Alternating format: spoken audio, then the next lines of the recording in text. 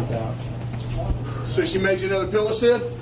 No, she passed away a long time ago.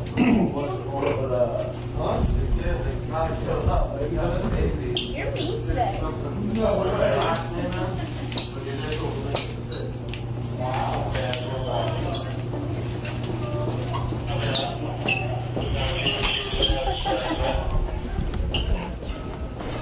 Look after now!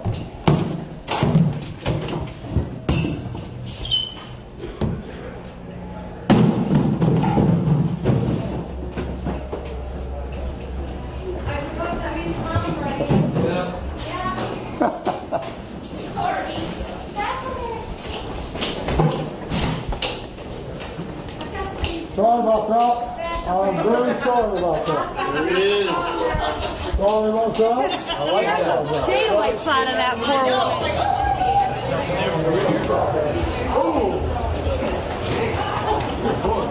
What are you gonna do when you're the clown, right? Fuck everybody's world up all day long. 'Cause I don't wear a mask. Yeah, bro. See you out there, buddy. Have a good fucking show. All right, you too, man. Be careful. I'll be fucking watching you. I'll be watching. You fucking watch you watching me. Yeah. I always feel like somebody's watching me. You like smoking? I like pissy. You like drumming? I like pissy. I can chill. All right, let's do the whole. That's it. Let's do it. Everybody, jump in. Everybody, get in. Have a good one, man. I know.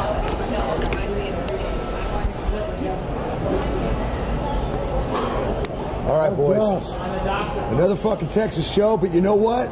They can't keep a good fucking band down, so fuck them. Fuck Houston on 3. 1, 2, 3. Fuck Houston! My personal pre-show ritual with Slipknot is, I mean, obviously it takes a long time to get this handsome. Getting prepared for a Slipknot show is impossible. I've trained my body to kind of like take itself over. I know how to pace myself when I need to, and I know when to force myself when I need to. That ritual consists of a lot of bad thoughts.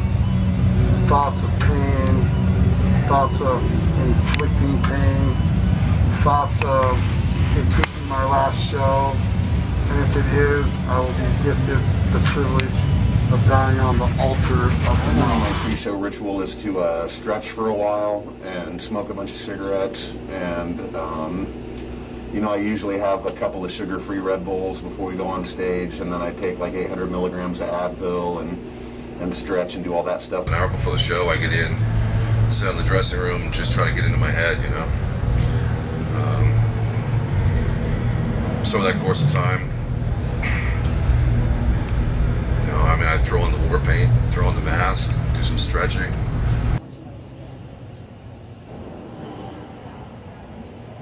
Personal pre-show ritual is, I don't know, pretty much what I do all day long. Just kicking it, and I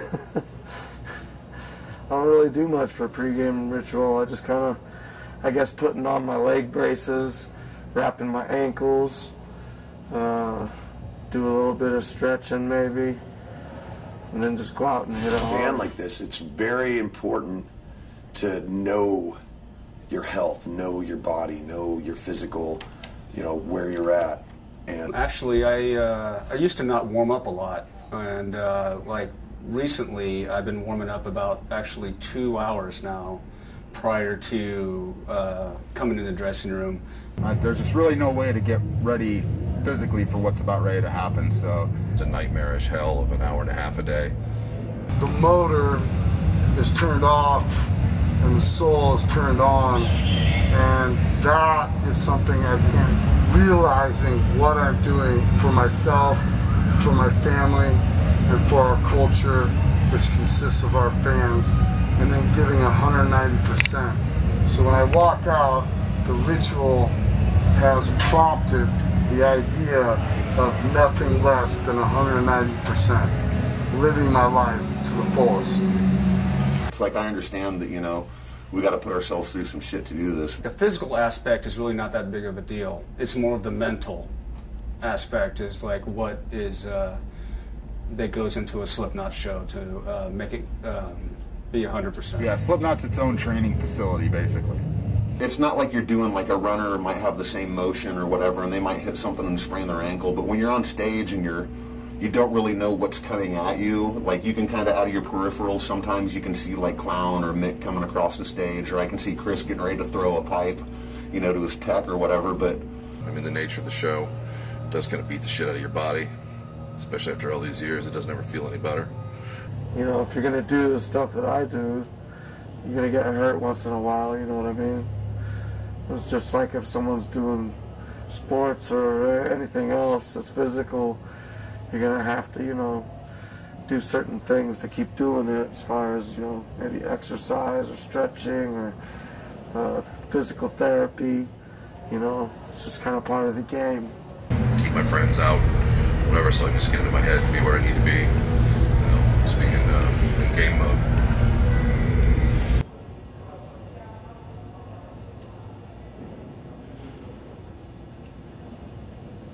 And then it's just about getting the blood going, you know, stretching out a little bit, making sure that I am at peak performance so I can give the best show to the kids. People think that shit's easy, and anybody wants to get up on stage and try to hit a keg the first time, you better know what the hell you're doing, because it's not hitting a baseball.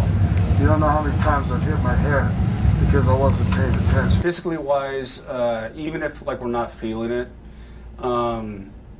once we step on stage or we all come together, any type of pain that we might be feeling, joints, or, you know, maybe someone's feeling a little under the weather, gone.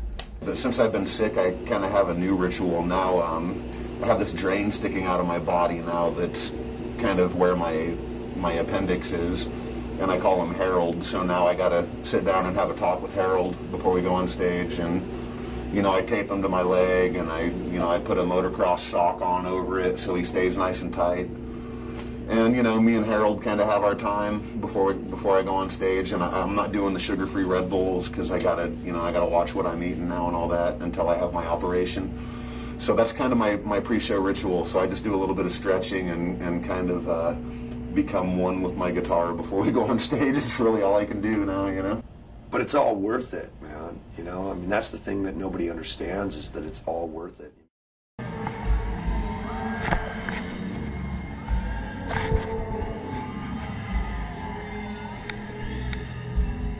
Yeah.